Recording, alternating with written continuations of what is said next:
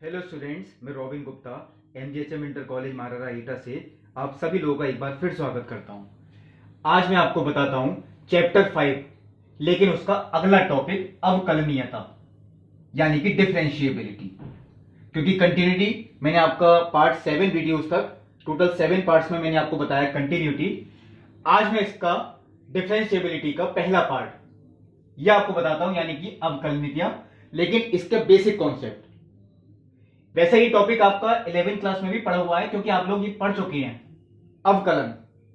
लेकिन चलिए फिर भी आपको एक बार रिवाइज करवा देता हूं कि अवकलनीयता, इसका सूत्र क्या है और किसी चीज का अवकलन किस प्रकार से करते हैं। यदि fx x का एक वास्तविक फलन है। अब कुछ लोग ये सोचते हैं कि वास्तविक फलन, मैंने वास्तविक शब्द ही क्यों लिखा है, इसका मतलब है ये x के वास्तविक मानों के लिए परिभाषित है। तो यदि fx x का एक वास्तविक फलन है तथा x बराबर a, x का कोई वास्तविक मान है, तब x बराबर a पर fx का अवकल गुणांक, यानी x बराबर a पर अगर हमें निकालना है fx का अवकल गुणांक, उसे लिखेंगे हम f डैश a से।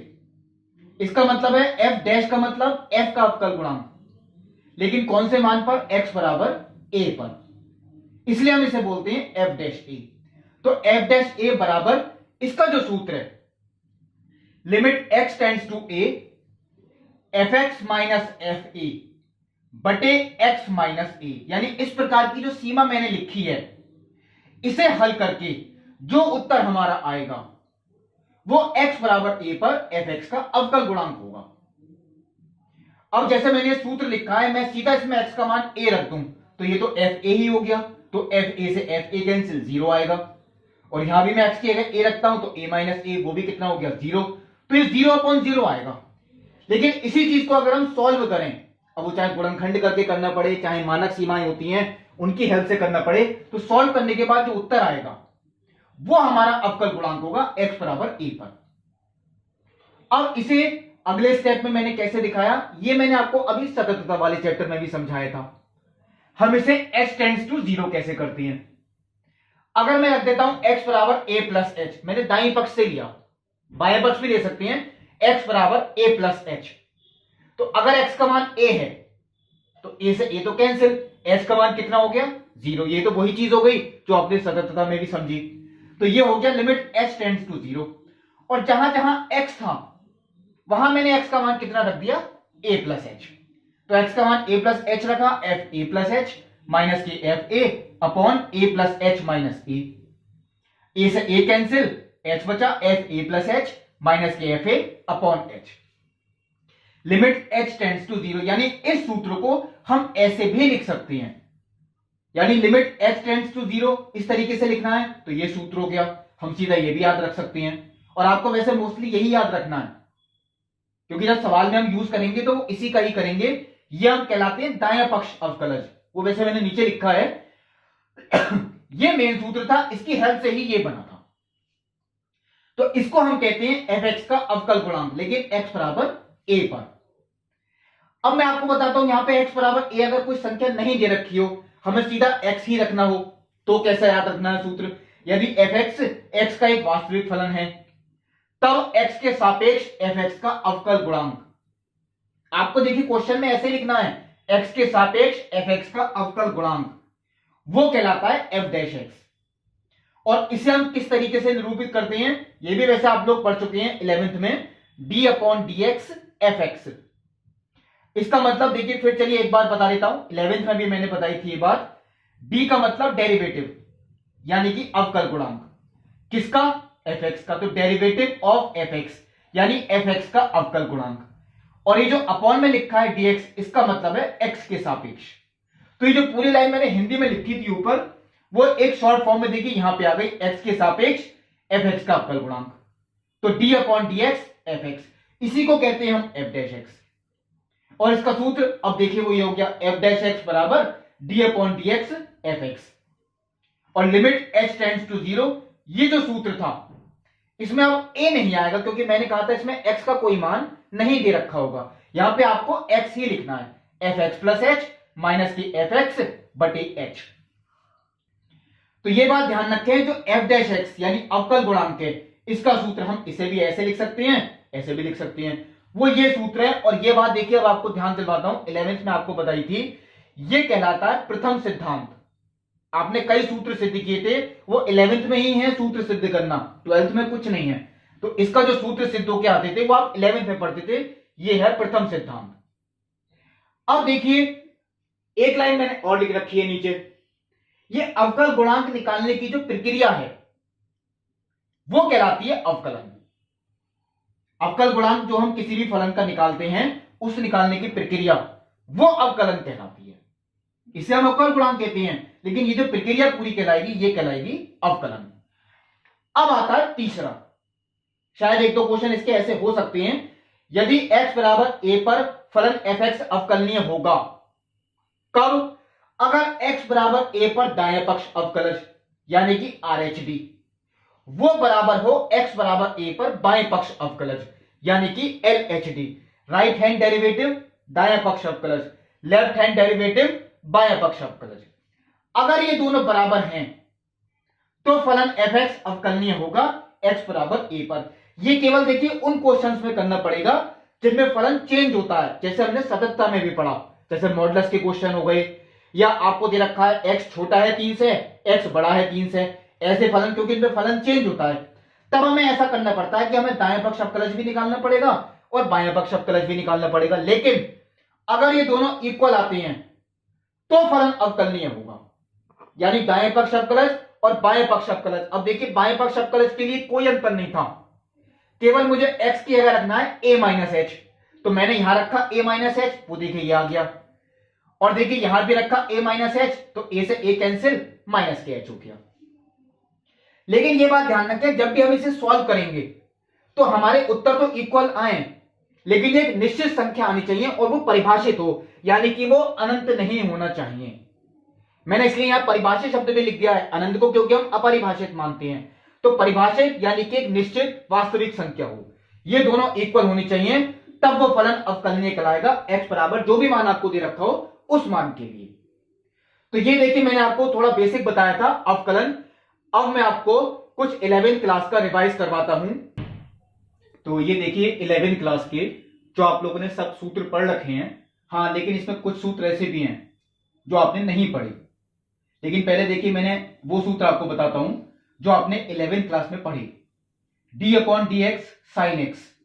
इसका मतलब sin x का अवकल गुणांक x के सापेक्ष, वो क्या होता है? cos x। कोई सिद्ध नहीं करना, क्योंकि आप लोग 11th में सीख चुके हैं। cos x का अवकल गुणांक x के सापेक्ष माइनस के sin x, tan x का अवकल गुणांक sec square x, cot x का अवकल गुणांक माइनस के cosec square x, sec x का अवकल गुणांक sec x tan x, cosec x का अवकल गुणांक माइनस के cosec x cot x। ये सब आपको याद रखने हैं, क्योंकि बिना याद करे आप शायद क्वेश्चन नहीं कर पाएंगे। x की पावर n यानी x की कोई भी घात है, उसका अवकल गुणांक n x की पावर n माइनस 1, यानी घात आगे आती है और इसकी घात एक कम हो जाएगी। e की पावर x का अवकल गुणांक e की पावर x ही होता है। a की पावर x, a का मतलब जैसे कोई भी संख्या, जैसे 2 की पावर x, 3 की पावर x, इसका अवकल गुणांक a की पावर x इंटू लॉग ए। और log x का अवकल गुणांक वो होता है 1/x। लेकिन ध्यान रखें, यहां जो log x होगा, ये मैं आपको अब लिख देता हूं, इसका आधार बेस e होता है। पहले नहीं लिखा था, वैसे नहीं लिखते क्योंकि वो साइलेंट माना जाता है। log x का अवकल गुणांक log x बेस e, इसका जो अवकल गुणांक होता है वो 1/x होता है। अब देखिए इधर चलते हैं, मैंने लिखा है d/dx k। इसका मतलब है अगर कोई नियतांक है और अकेला नियतांक है तो उसका अवकल गुणांक 0 होता है। लेकिन अगर नियतांक अकेला नहीं है, उसके साथ कोई x का फलन गुणा में है, तो नियतांक आपका बाहर आएगा। हमें अवकल जो करना है, यानी अवकल गुणांक केवल fx जो भी फलन होगा उसका लिखना है। आपको नियम से भी ध्यान रखना है, k यानी नियतांक तो बाहर आएगा, हमें केवल fx का अवकल गुणांक वो चीज लिखनी है। fx चाहे कोई भी फलन हो, उसी का करना है, k बस गुणा में आ जाएगा। अब देखिए, ये आपने क्योंकि इसी साल पढ़े प्रतिलोम त्रिकोणमितीय फलन, यानी चैप्टर नंबर 2 में, इनके जो अवकल गुणांक हैं वो देखिए, मैंने चलो आपको याद कराता हूं, साइन इनवर्स x और कॉस इनवर्स x इनका सेम है, बस केवल प्लस और माइनस का अंतर है। साइन इनवर्स x का 1/√1 - x² और कॉस इनवर्स x का माइनस के 1/√2 √1 माइनस एक्स स्क्वायर। देखिए tan इनवर्स और cot इनवर्स के भी सेम 1/1 प्लस एक्स स्क्वायर और cot इनवर्स एक्स का माइनस के 1/1 प्लस एक्स स्क्वायर। ऐसे ही सेक इनवर्स और cosec इनवर्स के सेम सेक इनवर्स का 1/x √x स्क्वायर माइनस 1 और cosec इनवर्स x का माइनस के 1/x √x स्क्वायर माइनस 1। अब देखिए एक पहचान और याद रखिए, ये जितने भी आपके लिखे हैं जिनमें माइनस आ रहा है उनको आपको देखो एक पहचान रखनी है। ये CO शब्द जो शुरू में लिखा है, जैसे cos में CO लिखा है, cot में भी CO लिखा है और cosec में भी CO, इन्हीं तीनों के ही माइनस में है, बाकी तीनों के प्लस में है। यही CO शब्द जो लिखा है उनसे जो त्रिकोणमिति के फलन स्टार्ट हो रहे हैं इनवर्स वाले, उन्हीं तीनों के माइनस में है। तो ये आपको जो 6 हैं वो आपको और याद करने हैं, बाकी सब पिछले थे जो आप 11th में पढ़ चुके। ये 6 ये आपके लिए नहीं है, यानी त्रिकोणमितीय फलनों के। अब मैं आपको देखिए कुछ नियम समझाता हूं। तो पहला नियम देखिए वो आप लोग जैसे पढ़ चुके हैं, गुणनफल नियम, यानी दो फलनों के गुणनफल का अवकल गुणांक। और ये था गुणनफल नियम जो आप लोग 11th में पढ़ चुके हैं। मान लीजिए जैसे दो फलन आपके fx और gx, ये गुणा में है और हमें इनका अवकल गुणांक निकालना है। तो इनका अवकल गुणांक निकालने के लिए इसमें लगेगा गुणनफल नियम, क्योंकि इसमें x के दो फलन वो गुणा में है। अब इसका जो नियम था वो ये था, पहले फर्स्ट को ऐसे ही लिखा, यानी एक फलन को हम ऐसे ही लिख देंगे, दूसरे वाले का अवकलन करेंगे, यानी fx को ऐसे ही लिख दिया d/dx gx, इसका मतलब हमें अभी gx का अवकलन करना है, प्लस अब हम दूसरे वाले को ऐसे लिख देंगे d/dx fx, यानी कि हमें पहले वाले का अवकलन करना है। यानी अगर मैं इसे इस तरीके से देखे लिखता हूं, अगर मान लीजिए मैंने इसे फर्स्ट माना और इसे माना सेकंड, तो पहले फर्स्ट को ऐसे ही लिखा, सेकंड का अवकलन, प्लस अगली बार हमने सेकंड को ऐसे ही लिख दिया, फर्स्ट का अवकलन। यही नियम है, कोई ऐसा टफ नहीं है, आप लोग 11th में पढ़ चुके हैं, या आपको फिर पढ़ना है। अब आता है दो फलनों के भागफल का अवकल गुणांक, यानी कि भागफल नियम। अगर ये अंश बटे हर के रूप में है fx/gx, तो इसका जो नियम था, पहले हम हर को ऐसे ही लिखेंगे अंश का अवकल गुणांक, माइनस अब हम अंश को ऐसे ही लिखेंगे हर का अवकल गुणांक बटे हर का वर्ग। ये चीज देखिए मैंने नीचे भी लिख के दिखा दी है, अगर आप ऐसे याद नहीं रख पाते तो ये नियम था अंश बटे हर का। पहले हर को लिखा अंश का अवकल गुणांक, माइनस अंश को लिखा हर का अवकल गुणांक बटे हर का वर्ग। और अवकल गुणांक देखिए वही होंगे जो आपको मैंने अभी सूत्र लिखे थे, वो सब आपको याद करने हैं। पता नहीं उनमें कौन सा फलन होगा, वही सब यहां पे अप्लाई होंगे। अब ये जो नियम आता है, ये आता है आपका श्रृंखला नियम, दो फलनों के फलन का अवकल गुणांक। ये चीज का मतलब है जो आपने पहले चैप्टर में पढ़ी, दो फलनों का जब संयोजन होता है, यानी FOG जो हम निकालते हैं, इस तरीके का जो फलन है उसका अवकल गुणांक हमें निकालना है, वो कहलाएगा श्रृंखला नियम। ये आपके लिए बिल्कुल नया है, यानी चेन रूल। ये था प्रोडक्ट रूल, ये क्वोशिएंट रूल, ये है चेन रूल।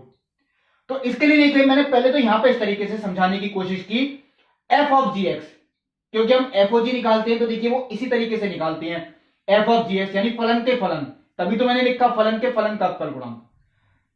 तो पहले हम इसे x मानेंगे, हम gx को पूरा मानते हुए चलेंगे x, तो हमें fx का अवकल गुणांक लिखना है, और fx का अवकल गुणांक क्या हो गया, f'(x).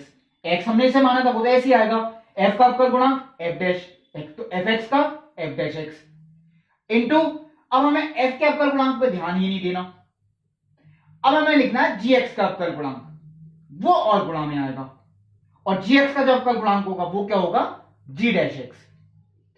यही चीज देखिए मैं आपको उदाहरण की सहायता से समझाता हूं। मैं दो उदाहरण आपके सामने लिखता हूं, क्वेश्चन जो कि होंगे इसी तरीके के ही होंगे, क्वेश्चन भी मैं आपको बताऊंगा अगले वीडियो में।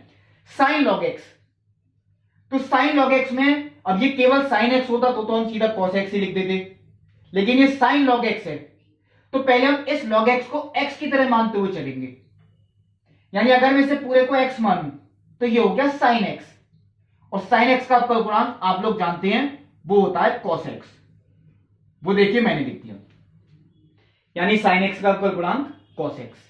अब ये नहीं कि केवल आपका यहीं पे क्वेश्चन कंप्लीट हो गया, हम केवल साइन का अवकलन कर चुके हैं, अब साइन से हमारा कोई मतलब नहीं। अब बचा log x का अवकल गुणांक, तो हम इनटू में इस तरीके से और लिख देंगे D upon d x log x, यानी अभी हमें लॉग एक्स का करना है, यानी cos log x into 1 upon x, वो मैंने यहां लिख दिया cos log x into 1 upon x. तो इंटू 1 अपॉन एक्स है तो मैं सीधा भी लिख सकता हूं, क्योंकि इंटू में 1 अपॉन एक्स, तो इंटू 1 से कोई फर्क पड़ेगा नहीं, क्योंकि cos log x into 1 upon x, तो वो cos log x upon x. ये आपका आंसर हुआ। अब आता है देखिए जैसे कि सेक स्क्वायर एक्स, एक उदाहरण और है, हम सेक स्क्वायर एक्स का अगर अवकल गुणांक निकालें तो किस तरीके से निकाल सकते हैं। अब आपको ये ध्यान रखना है, सेक स्क्वायर एक्स पावर अगर देखिए त्रिकोणमिति में बीच में है तो ये पावर पूरे की ही होती है, यानी सेक एक्स का होल स्क्वायर। मैं देखिए यहां लिख देता हूं इस तरीके से, ये सेक स्क्वायर एक्स है, अगर मैं इसे ऐसे भी लिखूं सेक एक्स का होल स्क्वायर, कोई अंतर नहीं है। ये बीच में जो पावर होती है इसका मतलब है पूरे फलन की पावर, यानी सेक एक्स का होल स्क्वायर। अब हम इसका कैसे करें, तो पहले हम इसे x मानेंगे और ये पावर को मानेंगे n, तो इसमें x की पावर n का रूल लगेगा, इसमें लगेगा x की पावर n का रूल, यानी और वो रूल होता है n x की पावर n माइनस 1। देखिए मैंने पूरा लिख के दिखाया, क्योंकि x की पावर n इसका रूल यही होता है n यानी पावर वो आगे आ गई, x की पावर n माइनस 1। लेकिन इसका मतलब ये नहीं कि आप लोग यहां तक ही लिख दें तो ये कंप्लीट हो गया, हम पावर का कर चुके केवल, अब हमें फलन यानी ब्रैकेट का भी करना है, यानी d upon d x sec x, वो लिखूंगा मैं यहां पर। अब ये कैसे सॉल्व करें, थोड़ा सा ही है और मैं इसके आगे लिख देता हूं, सेक एक्स की पावर ये 1 बची तो वो सेक एक्स ही हो गया, यानी कि 2 सेक एक्स। लेकिन अब मुझे सेक एक्स का भी लिखना है, तो सेक एक्स का क्या होता है सेक एक्स टेन एक्स। ये देखिए अब ये कंप्लीट हुआ। पहले पावर वाला कोई क्वेश्चन है तो पहले पावर का होगा एन एक्स की पावर n माइनस 1 इंटू फिर ब्रैकेट का होगा तो सेक एक्स, और सेक एक्स का क्या हो गया सेक एक्स टेन एक्स।